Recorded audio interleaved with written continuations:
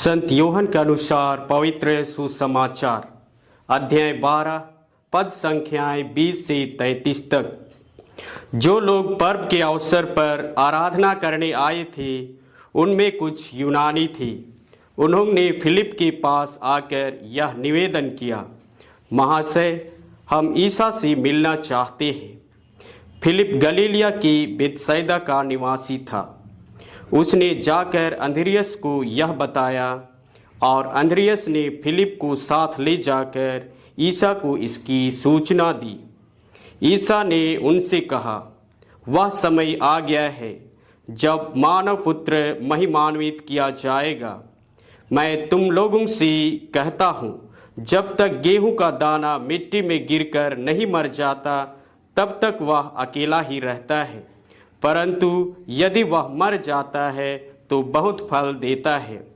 जो अपने जीवन को प्यार करता है वह उसका सर्वनाश करता है, और जो इस संसार में अपने जीवन से बैर करता है वह उसे अनंत जीवन के लिए सुरक्षित रखता है।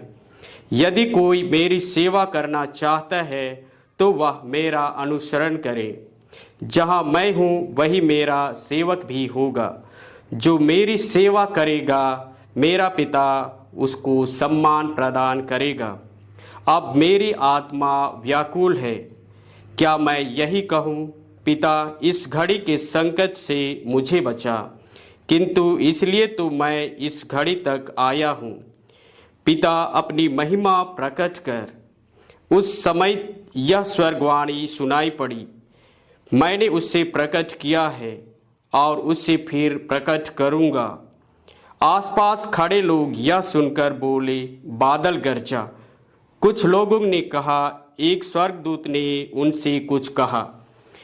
ईसा ने उत्तर दिया, यह वाणी मेरे लिए नहीं बल्कि तुम लोगों के लिए आई है।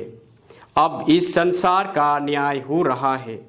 अब इस संसार का नायक निकाल दिया जाएगा, और मैं जब पृथ्वी के ऊपर उठाया जाऊंगा तो सब मनुष्यों को अपनी ओर आकर्षित करूंगा।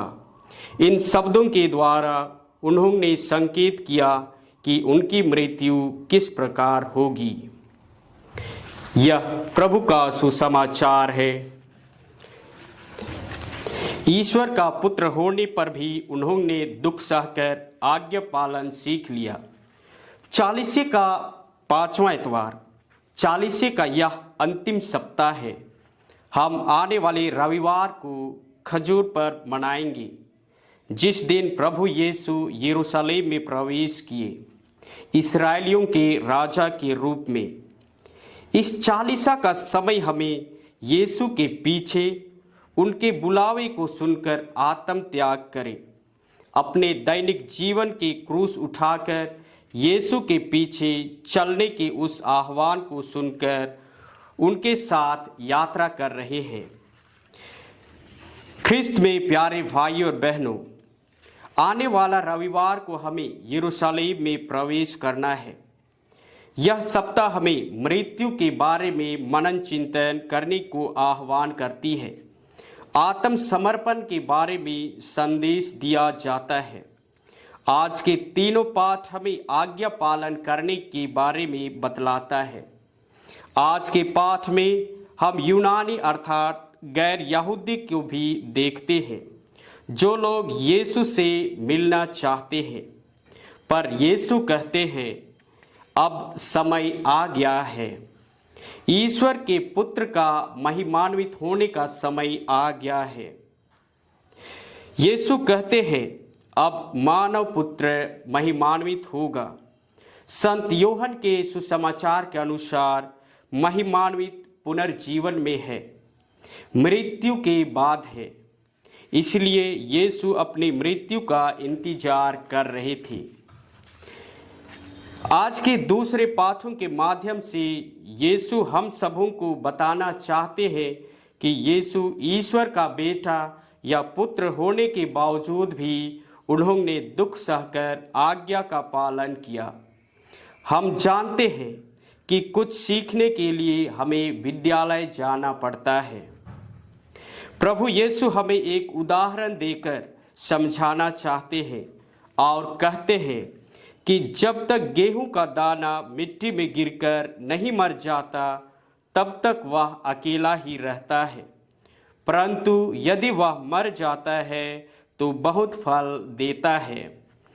इससे प्रभु यीशु हमें यही बताना चाहते हैं कि एक बीज मिट्टी में बोए जाने के पहले का रूप, बोए जाने के बाद का रूप तथा बाहर आने के बाद का रूप। आज यीशु भी हमसे यही कहते हैं कि जिस तरह वह स्वयं अपना आत्मसमर्पण किया, मरना स्वीकार किया, आज्ञा पालन अपनाए और एक बीज के समान मिट्टी में गिरे और दफनाए गए, लेकिन पुनर्जीवित होकर एक नए रूप अपनाए, रूपांतरित होकर महिमा के साथ पुनर्जीवित हुए। प्यारे भाई और बहनों, प्रभु भी हमसे यही कहते हैं कि हम भी एक बीज के समान मिट्टी में गिरे, वहाँ हमारा रूप बदल दिया जाएगा, हमारा शरीर गल जाएगा। जिस प्रकार बीज सड़ जाता है, मर जाता है, लेकिन एक नया जीवन, नया रूप धारण करके मिट्टी के बाहर आता है। यही एक प्रकार से पुनरुत्थान का चिन्ह है।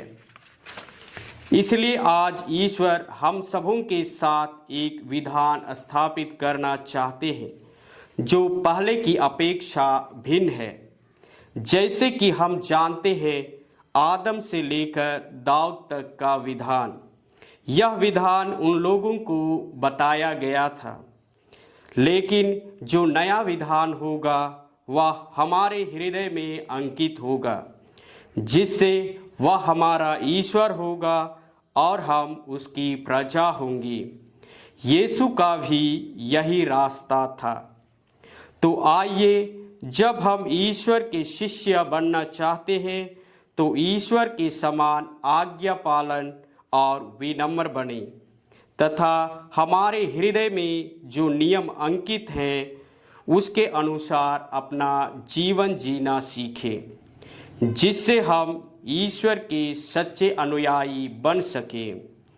इस कृपा के लिए ईश्वर से प्रार्थना करें। आमीन।